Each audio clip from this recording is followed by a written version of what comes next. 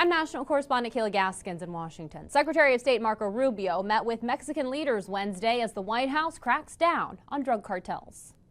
The Trump administration waging an all-out war on drug cartels. We have to protect our country, and we're going to. Tuesday morning, the U.S. military striking a boat suspected of carrying illegal drugs across the Caribbean. President Trump touting the action from the Oval Office. You see the bags of drugs all over the boat, and they were hit. Obviously, they won't be doing it again, and I think a lot of other people won't be doing it again when they watch that tape. The operation killed 11 individuals the White House labeled as terrorists who allegedly belonged to the gang Tren de Aragua. The vessel had departed from Venezuela and was reportedly headed for the U.S. We knew exactly who was in that boat. We knew exactly what they were doing, trying to poison our country with illicit drugs. President Trump is willing to go on offense in ways that others have not been. Secretary of State Marco Rubio saying this is just the beginning of a war on drug cartels. The President of the United States is going to wage war on narco-terrorist organizations.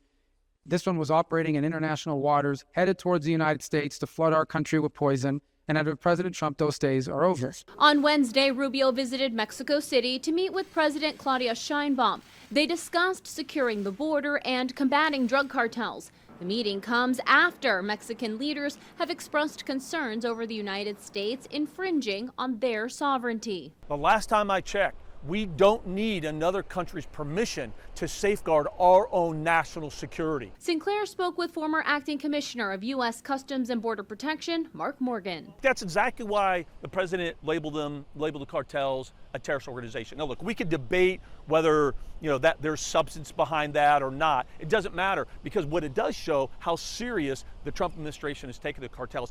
This week, a federal appeals court blocked the White House from using an 18th century wartime law to deport those accused of being Venezuelan gang members. In Washington, I'm Kayla Gaskins. I'm national correspondent Kayla Gaskins in Washington. President Trump's war on drugs is looking more like an actual war. This week, the American Navy fired a missile at a suspected drug-running boat off Venezuela, killing 11 people on board.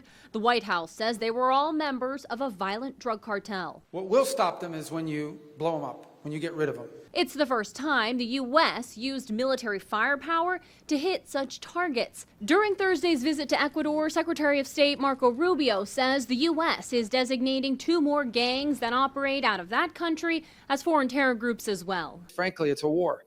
It's a war on killers. It's a war on terrorists. These are not narco traffickers.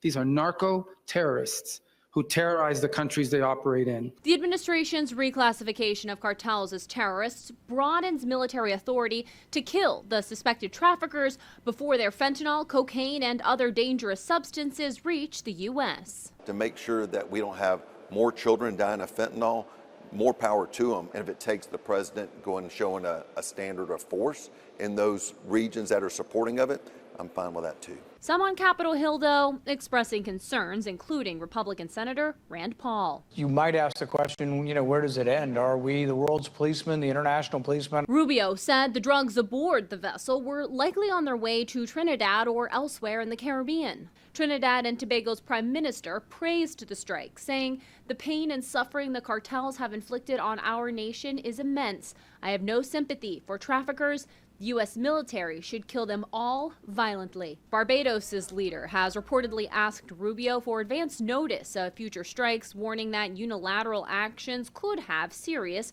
regional impacts. Defense Secretary Pete Hegseth called Venezuelan dictator Nicolas Maduro the kingpin of a narco state, and under the new U.S. policy, he could be targeted for assassination. White House officials, though, maintain that possibility has not been seriously discussed.